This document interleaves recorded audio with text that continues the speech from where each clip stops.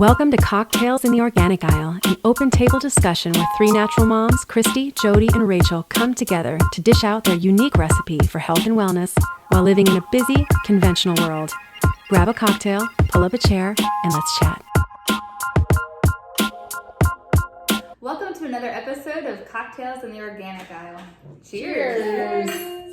We are so excited because today we have our very first interview, and we brought our favorite local yoga studio girl. This is Nikki. Hi! Welcome. She owns Yoga Studio 43, and a little backstory that not a lot of people know is I actually used to live right by Nikki, and we were best friends for about a year, maybe year and a half growing up when I lived next to where her parents built their house, and we actually hated them because they built on top of our wiffle ball field.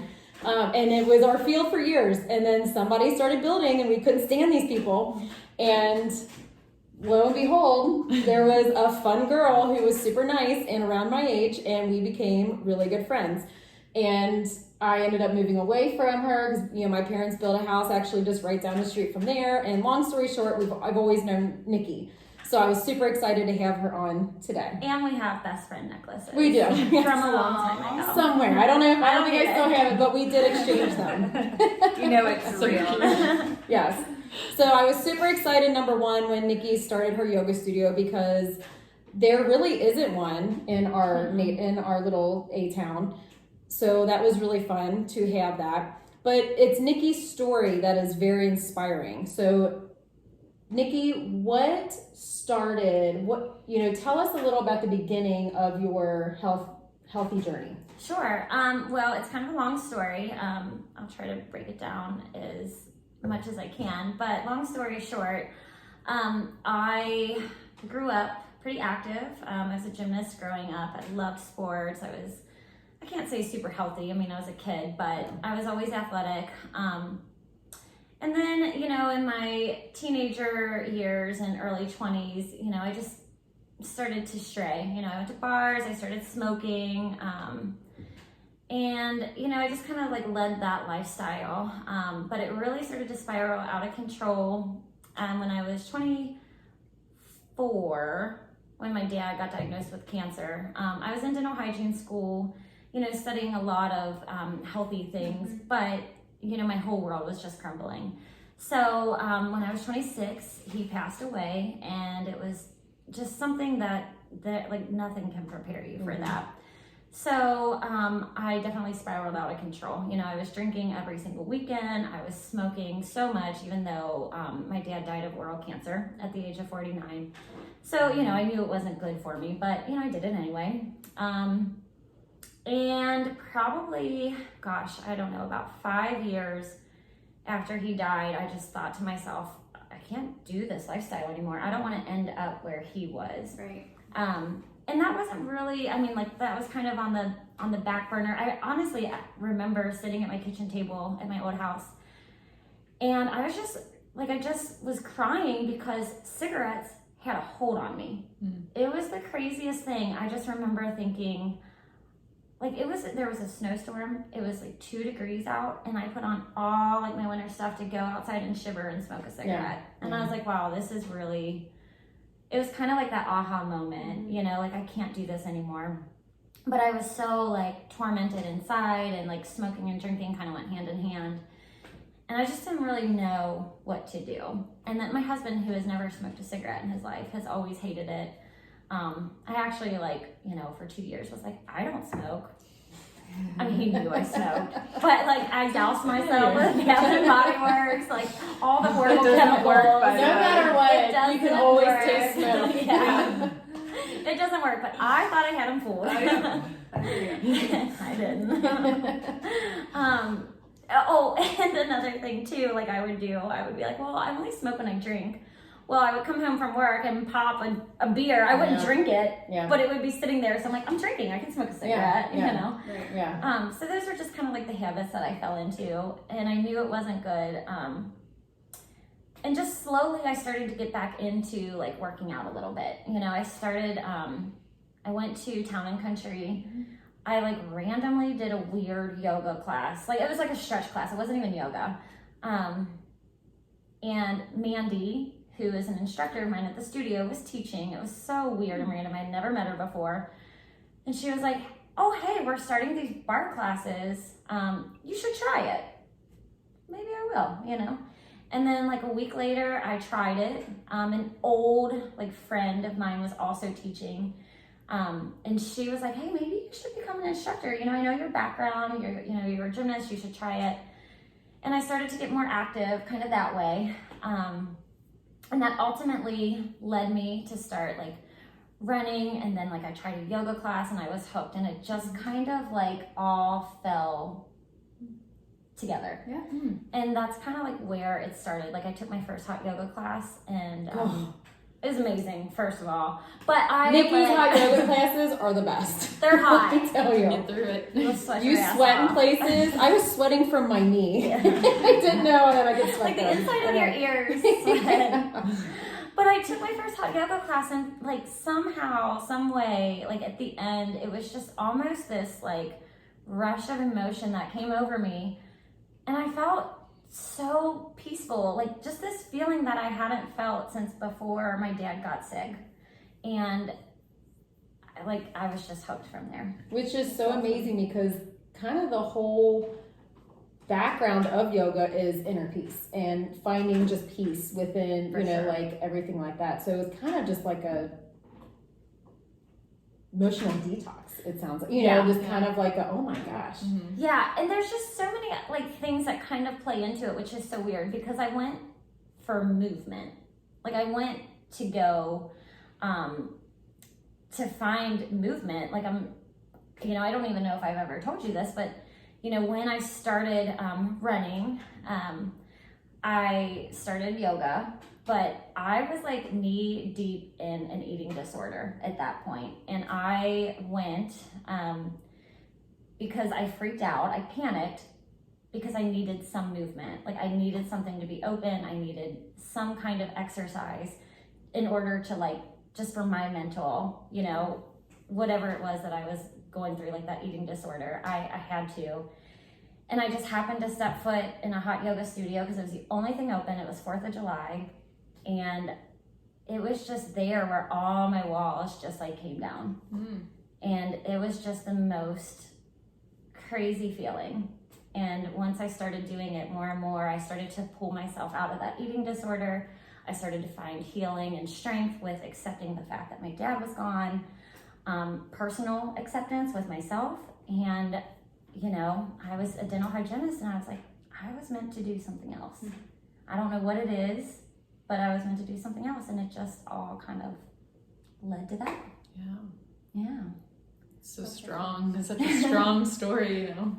It's kind of a lot, but you know, I just one thing I've learned with my dad's passing so early is that, you know, these opportunities come, you got to take advantage of them when they do. And you know, it's so powerful if you kind of, you know, I'm kind of one of those people, you know, if you let the universe kind of guide you, it'll tell you where you're supposed to go. And like, I just believe that this was my mission.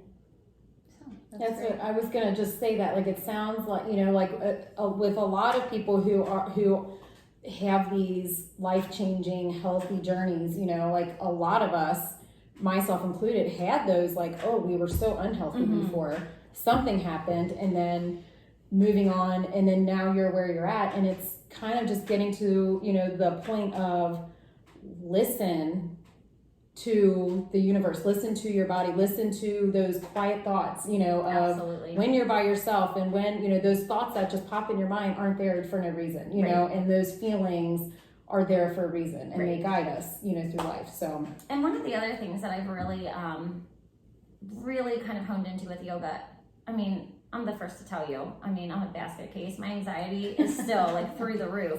But if it weren't for yoga, I can't even imagine where I would be. I mean, anxiety is just something, I'm a very high strung person, and my anxiety is pretty high, and it takes a lot for me to really be able to center myself and ground myself. And it's not easy. I mean, it is something that I have to work on every single day. And it's a practice, and it's tough. But that's something that I work on all the time, and there's no amount of yoga that can probably take the crazy out of me, but it does help. Well, it's a discipline, you know. Yeah. It's a discipline. Like, I mean, I feel very similar, but I can't do it at home. So the only time that it's like, Rachel, you're going into the studio and you are laying in Shavasana the whole time, or whatever it is, you know. It's like you have to make that time, and I think your studio really opens it up so that the community can find that same healing from all of their other stories. Like, I've got chills. Like, it's amazing how everyone has come together and is really growing. Absolutely. And so my next thing I wanted to bring up was your community, because you have built from the ground up this amazing, inspiring, supportive community in your yoga studio. And so my question is, think about your community. What are the characteristics of your community that keep it going, that keep it thriving, or that keep them coming back? Well, I will say that I am very transparent and I'm very involved. You know, there's a lot of businesses and studios that, you know, there's an owner somewhere, like they're kind of like back behind the curtain, and they've got someone else running the show. And that's just not who I am. So when I decided to do this, so I was a dental hygienist for probably about 5 years before I realized, like, this just isn't my path, you know? And I remember sitting down with the dentist that I worked for, and I was 30, about like really close to turning 31. And you know, you just kind of have those like talks with yourself, like, you know, what's going to be my footprint in life? Like, what am I going to bring to the table? You know, like, I know that I don't want to have children. A lot of people have children to pass on, you know, whatever, that's like their imprint or just something, you know. And I've always known that I just don't want children. So I'm like, what am I going to contribute to this world, you know? What's your legacy? Yeah, what's my Clean legacy? teeth. Yeah. Telling people to floss. Also very important. Also very important. Beautiful smiles. Periodontal disease is no joke. You don't want it. So floss. I just remember sitting with her, and she's a couple years younger than me, and I was almost having like this quarter life crisis, you know. I'm like, I just don't know what I'm meant to do with my life, but I know this isn't it. Like, I found this very, very strong pull. And weirdly enough, when I was teaching bar, I never even thought about a studio, but I had sketched out a studio logo, Studio43 logo, well before I'd even ever taken a yoga class. Really? And I still have it like in my drawer. I have it dated. And I was just like, what if? Maybe. Like, just what if that could happen? Yeah. And I was thinking like a bar studio. Yeah. You need to frame that. I know. Yeah, you totally I should. know. That would be awesome. It's really, it kind of gives me chills just because, you know, like I said, I hadn't even stepped foot in a yoga studio at that point. But, you know, I was just like, what, you know, this would be fun, like one day. And I'm such a big believer of putting like pencil to paper and putting things out there in the universe. Yeah. I do it with every single goal that I ever have. But anyway, so, you know, I quit my job. I flew across the country. I did a 4-week intensive yoga teacher training. And when I came back, like, I got voted the most likely to open a yoga studio in the training. And I was like, you are crazy. Like, I am not doing that. I have no desire. I wanted to teach yoga like 2 days a week, do hygiene 3 days a week, and call it a day. But like, again, it just, the universe like had these plans that I didn't have. And no matter what I did, it was just like, you're opening a yoga studio, and I would fight it, you know, kicking and screaming, like, I'm not doing it, but like I was doing it. So anyway, I like told Nick, like, I'll maybe do a small little studio, but I'm not gonna like risk our financial future over it. So I started with like $2,000, a very small space, so it was like smaller than our bedroom. And I was like, we'll see what happens. And so I just feel like I have been there every step of the way with the community.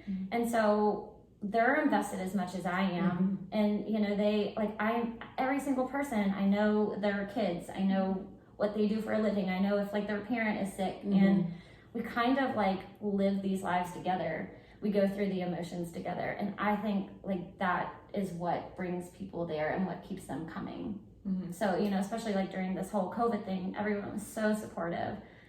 And, you know, even when people had like lost their jobs, they're like, but no, like we need to keep you here, you know? And so I just think that building that really personal relationship with every single person is what keeps me invested and them invested in the community. And to be honest, I really think that, I mean, the whole paradigm is shifting away from, you know, like the big name gyms and the big, you know, like mass produced stuff, to where people, I would rather go where I know the owner, and I know, you know, I know that she actually cares about me and my health and my form and, you know, whatever. And it's not just, sweet, I got a client making money, you know? Absolutely. And I really think that that is a whole shift in everything, that people, I think we just kind of got sick of the feeling just like a number everywhere you go. Yeah. I mean, I remember when I first started hot yoga, I mean, I was in like a big brand studio, and it was convenient. You know, I did it on my way to work. I'd take a shower there, and I would, you know, it was right down the street from my job. But I'll never forget one time I was like walking out of class, and they were back to back to back, and there were 50 people in each class. And I was like walking out, and the girl who just taught the class, she was at the desk. She's like, "Oh, hey girl, are you about ready to take my class?" I'm like, "No, I just spent an hour with you." And she had no idea that I was even in there.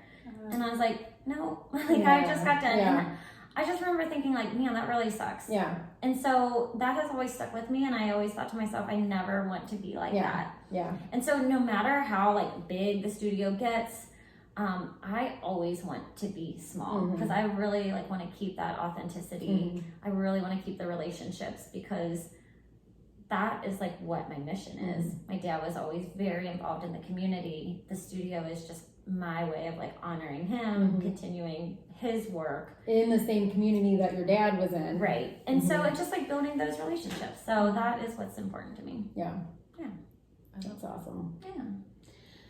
So the purpose of our podcast is to connect with our audience, you know, just trials and tribulations of what, you know, everyday women go through with their health journey. And as you all have seen through each of our, you know, stories, the past, you know, the first 3 podcasts, and even Nikki's story, you know, nobody is perfect. We all start, you know, with somewhere that got us somewhere else. And I think we can all agree that, you know, health is a journey. It's not an endpoint, you know, like even, you know, like where we all are, we're not where we want to be, you know, but we're going to continue each day pursuing our health goals and pursuing where we want to be, you know, whatever healthy means to each one of us. So with that being said, you know, with your background and your history and your journey, thinking about, you know, if you're going to connect to somebody who, you know, you lost your dad at a young age, you know, somebody who is maybe, dealing with grief of losing a loved one, or who had those bad habits that, you know, you're trying to kick. What would you say to them if they're watching us right now and they're kind of at that point where you were? And what would you say to them to kind of like light that match to say, you know, make a change? Just one day at a time.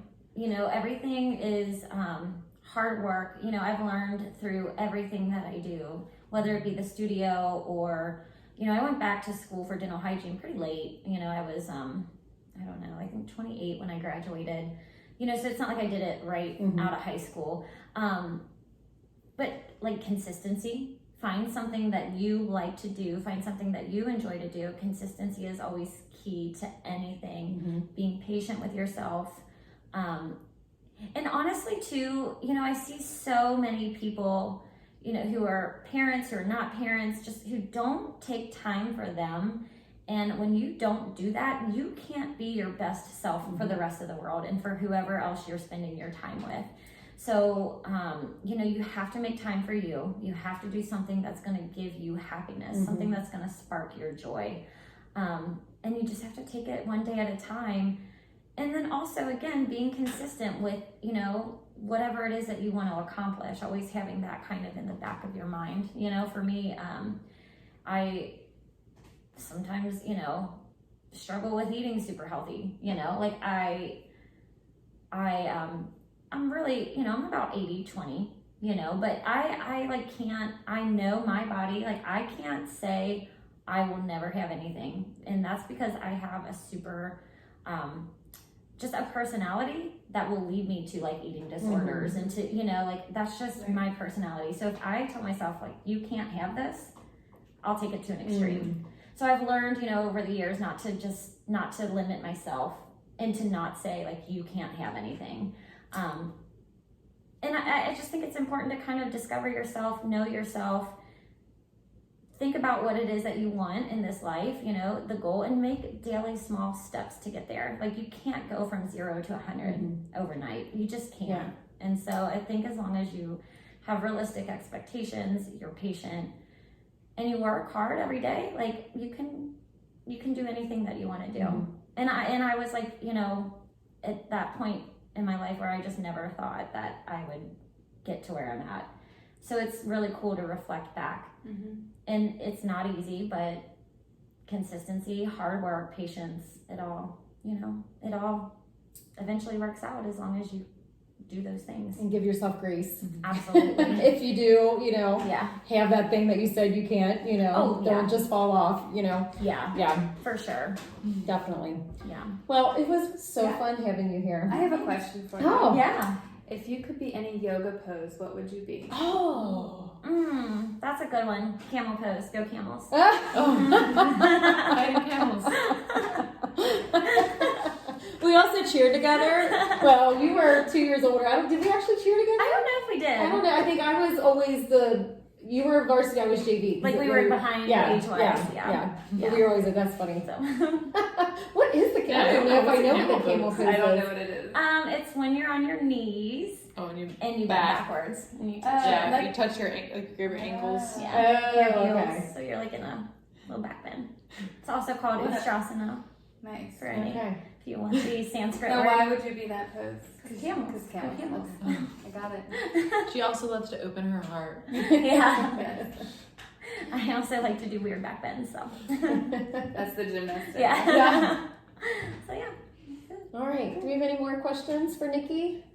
I don't think so. I think this was awesome. Yeah. Well, just, you know, for our audience and you listening, I think it's just important for you to know that, you know, no matter where you're at, there's time to be somebody else. You know, it's never too late to start and to jump on a new career or a new journey or a new lifestyle. You know, we've all been there and it's never too late. So, you know, reach out. We would love to connect with you and know your story.